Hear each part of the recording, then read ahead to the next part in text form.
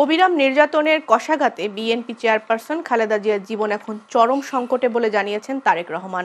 আজ নিজের ফেসবুক আইডিতে দেয়া এক পোস্টে তিনি কথা বলেন। তারেক রহমান বলেন, শেখ হাসিনার দুঃশাসনে দেশনেত্রী খালেদা জিয়ার ওপর জেল, জুলুম সহ নানামাত্রিক নিপীড়ন নামিয়ে আনা হয়েছিল।